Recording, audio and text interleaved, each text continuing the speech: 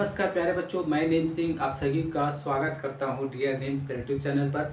12वीं फिजिक्स के अंतर्गत अध्याय नंबर 2 जिसका नाम है स्थिर विद्युत विभव तथा धारिता में हमारा आज का टॉपिक है आवेशों का पुनर्वितरण। ठीक है, आवेशों का पुनर्वितरण हम समझने का प्रयास करेंगे और यहाँ से केवल एक क्वेश्चन पूछा जाता है कि सिद्ध कीजिए कि आवेशों के पुनर्वितरण में सदैव ऊर्जा की क्या होती है, हानि होती है। ये क्वेश्चन आप क्या करने वाले हैं।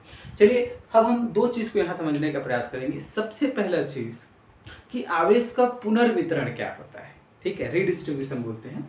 और दूसरा नंबर में हम समझने का प्रयास करेंगे ऊर्जा हानि को सदैव ऊर्जा की हानि होती है तो कैसे प्रूफ करेंगे, इस चीज को समझने का प्रयास करते हैं। देखिए, आवेशों का पुनर्वितरण आप जानते हैं, पुनर् मतलब होता है दोबारा और वितरण मतलब क्या होता है, फैलना। तो होता क्या है, यहाँ पर देखिएगा, एक बार जो आवेश फैल चुका है उसी को दोबारा डिस्ट्रीब्यूट करना है, वही क्या कहलाती है, आवेशों का पुनर्वितरण कहलाती है। कॉन्सेप्ट समझने का प्रयास करते हैं। ठीक है, इस पर कॉन्सेप्ट यह है कि सपोज से मेरे पास एक चालक ए है और एक चालक बी है।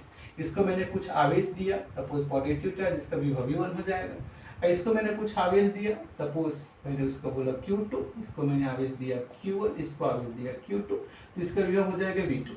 यदि मैं मान लेता हूँ कि V1 बड़ा है किससे, V2 से, दोनों में से किसी को भी बड़ा मान सकते हो। तो देखिएगा, जैसे अब इस कंडीशन में मैंने इसको आवेश दिया तो आवेश इसके पृष्ठ पर फैल जाएगा। इस पर मैंने इसको Q2 आवेश दिया V2 को, सॉरी B को, तो इस पर पृष्ठ पर पूरा फैल जाएगा। अब विभवांतर V1 का जाता है तो यदि मैं क्या करता हूँ, दोनों को किसी चालक तार के द्वारा क्या कर देता हूँ, आपस में जोड़ देता हूँ, तो आपको पता है कि आवेश का प्रवाह उच्च विभवांतर से निम्न विभवांतर की ओर होगी और इस प्रकार आवेश इस चालक से इस चालक की ओर जाएगा। कब तक, जब तक कि दोनों का विभव समान न हो जाए। और दोनों का विभव समान जैसे होगा वो आवेश का वितरण क्या हो जाएगा, रुक जाएगा। तो देखिए, पहला आवेश का वितरण कब हुआ, जब हमने इसको Q1 Q2 आवेश दिया, लेकिन जैसे हम दोनों को जोड़े तो फिर दोबारा क्या होगा, आवेश चालक ए से चालक बी की ओर चलेगा, अर्थात आवेश का क्या हुआ, दोबारा वितरण हुआ। इसलिए इसको बोलते हैं आवेशों का पुनर्वितरण। ठीक है क्या। सेकेंड चीज समझने का प्रयास कीजिएगा, इसमें हमारा क्वेश्चन प्रूफ करने का प्रयास करेंगे कि आवेशों के पुनर्वितरण में सदैव ऊर्जा की हानि होती है, लॉस होता है। तो ऊर्जा की हानि को कैसे शो करेंगे उसको थोड़ा समझने का प्रयास कीजिएगा। सपोज ये मेरे पास कोई सिस्टम है जिसका एनर्जी क्या है, E1। ठीक है क्या। अब E1 है सपोज 10 जूल। अब यहां से दो कंडीशन हो सकता है। सपोज ये सिस्टम वही है, एक हो गई इसकी एनर्जी बढ़ गई। जब एनर्जी बढ़ गया तो पहला कंडीशन है, दूसरा कंडीशन है इसकी एनर्जी बढ़ गया मतलब E2 बढ़ गया। दैट मीन्स अब ये 10 जूल था तो मैं मान लेता हूँ कितना जूल है, 15 जूल है। दूसरा कंडीशन में मान लेता हूँ कि वही सिस्टम है लेकिन अब उसकी एनर्जी क्या हो गई, लॉस हो गई। लॉस हो कहने का तात्पर्य है अब 10 था तो कितना हो गया, 5 जूल हो जाएगा। तो प्रूफ करने के तरीके मैं बता रहा हूँ। तो पहले कंडीशन में देखिएगा, जब मैं क्या करूंगा, E1 को E2 से क्या करूंगा, घटाऊंगा, तो देखिएगा ये 10 जूल है, ये 15 जूल है, क्या आएगा, माइनस का 5 जूल, अर्थात क्या आएगा, निगेटिव। अर्थात जब दोनों का अंतर किए तो निगेटिव आया। और यहाँ देखो, जब लॉस हुआ तो E1 में E3 को घटाओ तो E1 के वैल्यू 10 जूल, इसका वैल्यू 5 जूल, घटाओगे पॉजिटिव का 5 जूल आएगा, अर्थात ये पॉजिटिव आ रहा है। कहने का तात्पर्य ये है कि जब प्रारंभिक मतलब पहली अवस्था में ऊर्जा और दूसरी अवस्था में ऊर्जा को घटाऊं तो यदि वो नेगेटिव आता है, दैट मीन्स उस सिस्टम की एनर्जी बढ़ गई। अब जब दोनों को मैं घटाया, प्रारंभिक अवस्था और अंतिम अवस्था को, और यदि वो घटाने के बाद हमारा वैल्यू पॉजिटिव आता है तो कहने का तात्पर्य है कि उसकी एनर्जी लॉस हो गई, उसकी एनर्जी क्या हो गई, कम हो गई। तो सिंपल से हम देखेंगे, ये देखो दोनों को कनेक्ट किया था तो कनेक्ट होने के पूर्व एनर्जी कितना था और कनेक्ट होने के बाद एनर्जी कितना है, दोनों को मैं घटा दूंगा। यदि वो पॉजिटिव आया तो आवेशों के पुनर्वितरण में एनर्जी लॉस होगी, यदि वो नेगेटिव आया तो आवेशों के पुनर्वितरण में क्या होगी भाई, आवेश सारी एनर्जी क्या हो जाएगी, बढ़ जाएगी। लेकिन चूंकि आपको बोल दिया गया कि सिद्ध कीजिए कि आवेशों के पुनर्वितरण में क्या होता है, एनर्जी की हानि होती है, तो आप समझ गए होंगे कि जब प्रारंभ जोड़ने के पूर्व एनर्जी और जोड़ने के बाद दोनों चालकों की एनर्जी निकालूंगा और अंतर निकालूंगा तो क्या आएगा, निगेटिव। तो यहाँ आपको सीधा सीधा बोल दिया गया, सिद्ध कीजिए कि आवेशों के पुनर्वितरण में सदैव ऊर्जा की क्या होती है, हानि होती है। ठीक है क्या। चलिए समझने का प्रयास करते हैं। प्रोसेस में बता चुका हूँ, जोड़ने के पूर्व हम एनर्जी निकालेंगे, जोड़ने के बाद एनर्जी निकालेंगे, दोनों को घटा दूंगा, घटाने के बाद यदि पॉजिटिव तो ऊर्जा की हानि होती है। ठीक है क्या। तो देखिएगा, मैं मान लेता हूँ अपने पास मैं दो कंडीशन हम मानेंगे। तो पहला स्थिति मैं यहाँ ले रहा हूँ, चलिए यहाँ से स्टार्ट करते हैं। तो मैं मान लेता हूँ दो पृथक चालक है। ठीक है, ये अपने पास चालक ए है और ये अपने पास चालक डी है। ठीक है क्या, ये चालक ए है। चालक ए को मैं Q1 आवेश देता हूँ, तो जिसके कारण ये Q1 आवेश इसके संपूर्ण पृष्ठ पर क्या हो जाएगा, फैल जाएगा। चालक बी को मैं Q2 आवेश देता हूँ और जिसके कारण ये जो आवेश जो है इसके संपूर्ण पृष्ठ पर क्या हो जाएगी, फैल जाएगी। अब ये चालक है जिसकी कुछ न कुछ धारिता होगी, तो मैं मान लेता हूँ इसकी धारिता C1 है, इसकी धारिता C2 है। जैसे आवेश दिया विभव आएगा तो मैं मान लेता हूँ इसके विभव V1 है, इसका विभव क्या है, V2 है। और इस कंडीशन में मान लेते हैं कि V1 बड़ा क्या है, V2 से। ये पहला कंडीशन है जोड़ने के पूर्व की अवस्था। ठीक है क्या, तो जो जो काम किए हैं उसको सबसे पहले हम लिख लेते हैं भाई। तो माना दो पृथककृत चालक ए व बी है। पृथककृत मतलब अलग अलग है ना, जिनकी धारिताएं C1 व C2 है, C1 और C2 है। अब इसको हमने Q1 आवेश दिया, विभव क्या हो गया, V1। इसको मैंने Q2 आवेश दिया, विभव क्या हो गया, V2। ठीक है क्या, चालक ए को Q1 आवेश देने पर इसके विभव क्या हो गया, V1। आप पूरा लिखेंगे ना।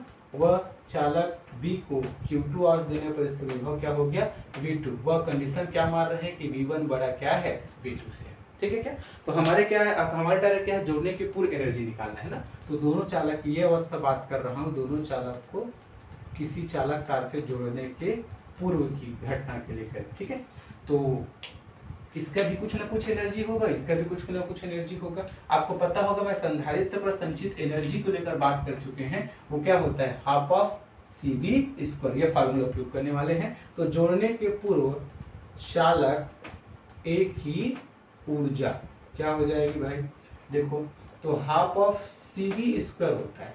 चालक ए की धारिता C1 माने हैं और विभवांतर क्या माने हैं, V1।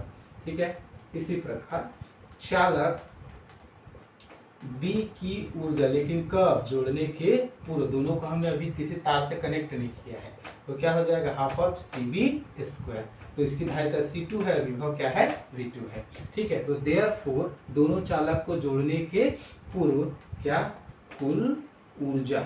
तो जोड़ने के पूर्व कुल ऊर्जा क्या निकल जाएगा, इसको मैं U1 से नाम दे रहा हूँ, क्योंकि स्थितिज ऊर्जा होती है भाई संधारित्र में संचित स्थितिज ऊर्जा दोनों का योग। तो half of CV1² plus half of C2V2², ये हो जाएगा अपने पास समीकरण नंबर 1।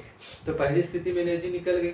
ठीक है, अब जोड़ने के बाद एनर्जी निकालेंगे। ठीक है क्या, तो देखिएगा, तो ये हम दूसरा कंडीशन ले रहे हैं क्या, कि सपोज ये अपने पास एक चालक था, चालक का नाम क्या था, ए। ये क्या था, दूसरा चालक था, चालक का नाम बी था। इसको हमने पॉजिटिव चार्ज दिया था, इसको भी हमने पॉजिटिव चार्ज दिया था। ठीक है क्या, इस प्रकार से ये इसका विभव V1 था, इसका विभव V2 था और V1 बड़ा है किससे, V2 से। जैसे ही मैं क्या करूँगा, दोनों को किसी चालक तार के द्वारा जोड़ा, ये मैंने चालक तार के द्वारा जोड़ दिया। तो चालक तार के जोड़ने से चूंकि इसका विभव का मान ज़्यादा है, तो ज़्यादा से फिर कम की ओर क्या होगा, आवेश का प्रवाह होगा और इस प्रकार आवेश का फ्लो होगा। कब तक होगा, जब तक कि दोनों का विभव बराबर ना हो जाए, V1 बराबर V2 ना हो जाए। इसको मैं मान लेता हूँ V।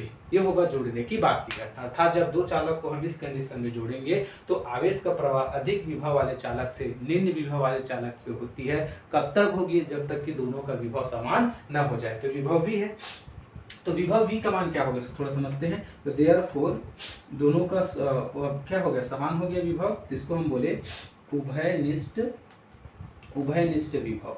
तो उभयनिष्ठ विभव V का मान कितना हो जाएगा, फार्मूला यहाँ से देखते हैं। तो आपको पता है जैसे जैसे आवेश देते हैं उसके विभव बढ़ता जाता है। तो इसी को हटाते हैं तो Q बराबर क्या आता है, CV। तो यहाँ से V बराबर क्या आ जाएगा, Q/C।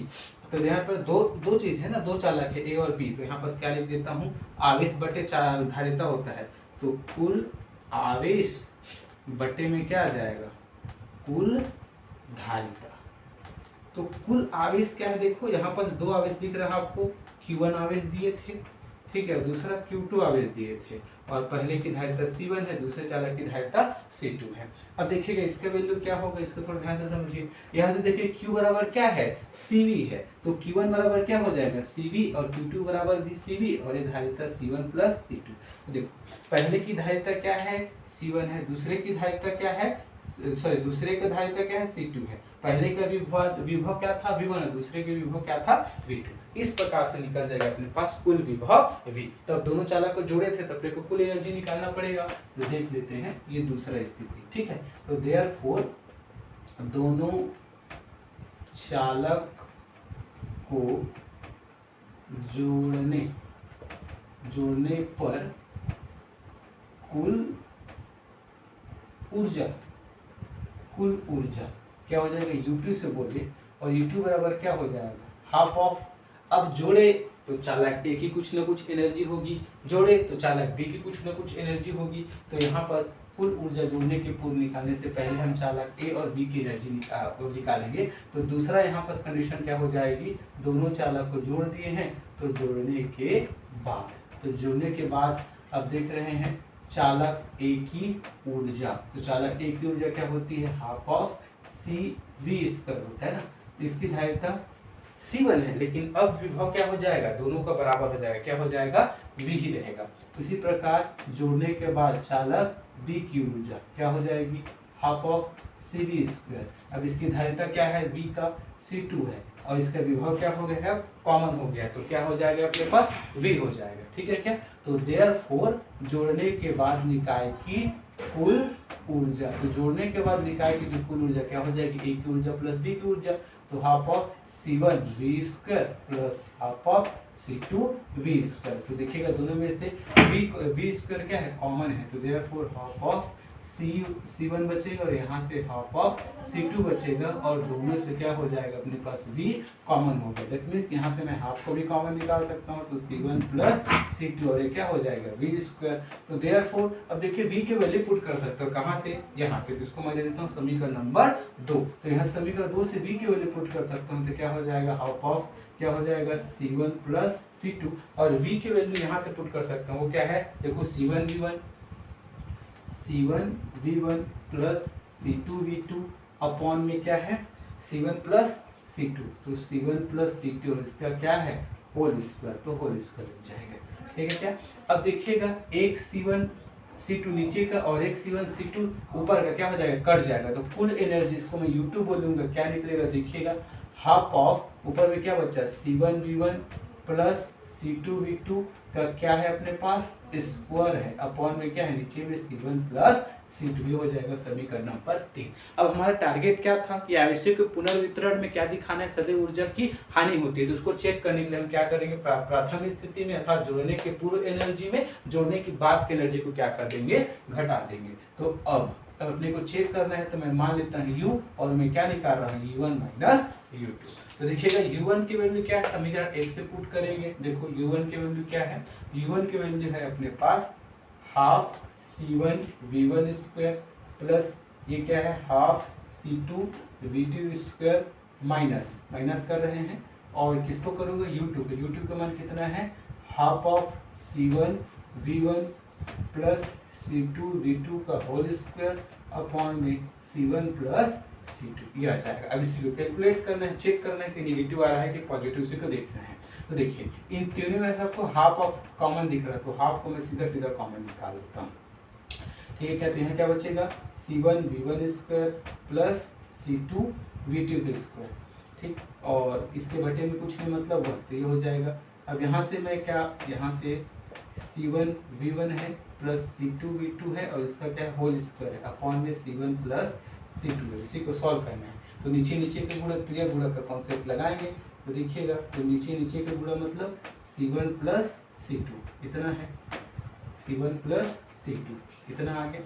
अब देखिए इसका इसके साथ गुणा होगा तो क्या बचेगा C1 प्लस C2 और ये बनेगा C1V1² C2V2² माइनस है, इसको हम होल स्क्वायर ओपन कर देते हैं कि A प्लस B का होल स्क्वायर का फार्मूला, तो A² मतलब C1 का स्क्वायर V1 का square plus B² that means C2 का स्क्वायर V2 का square plus 2AB that means 2 time C1 C2 V1 V2 ये हो जाएगा ब्रैकेट ओपन। अब देख लेते हैं नेक्स्ट स्टेप में क्या हो जाएगा, ये हो जाएगा हाफ और नीचे में क्या रहेगा C1 प्लस C2। अब देखिएगा क्या काम कर रहे हैं, गुणा करेंगे तो सी का गुणा इसके साथ करूंगा तो C1 स्क्वायर हो जाएगा V1 स्क्वायर, ये हो जाएगा C1 C2 V2 का स्क्वायर हो गया। अब C2 का गुणा इसके साथ करूंगा तो C1 C2 V1 square plus C2 square गुणा इधर तो C2 का स्क्वायर और ये V2 का स्क्वायर हो जाएगा। इधर देखते हैं, जब ब्रैकेट ओपन करूंगा तो ब्रैकेट ओपन करूंगा ये वाला टर्म नेगेटिव हो जाएगा C1 स्क्वायर V1 स्क्वायर, ये वाला टर्म भी नेगेटिव तो C2 स्क्वायर V2 का स्क्वायर, और इधर गुणा होगा तो -2 C1 C2 V1 V2। ये देखिएगा C1 V1 स्क्वायर माइनस का C1 V1 स्क्वायर प्लस का कट गया, C2 V2 स्क्वायर प्लस का और C2 V2 स्क्वायर माइनस का क्या हो जाएगा, कट जाएगा। अब देखिए दो टर्म बचा, इन दोनों टर्म में C1 C2 कॉमन है, ये हो जाएगा हाफ ऑफ और नीचे क्या बचेगा C1 प्लस C2। तो यहाँ देखिए C1 और C2 दोनों में कॉमन है, तो यहाँ से मैं क्या कर तीनों में कॉमन, तो स्टेप बचा।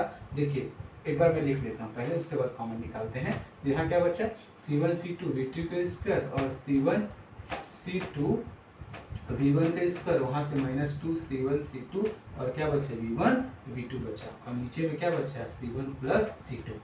तो देखिएगा तो ये हो जाएगा, आगे भी करेंगे तो हाफ। अब ये तीनों स्टेप में आपको C1 C2 C1 C2 C1 C2 common दिखेगा, तो बाहर कर देता हूँ C1 C2 और नीचे में क्या है C1 प्लस C2।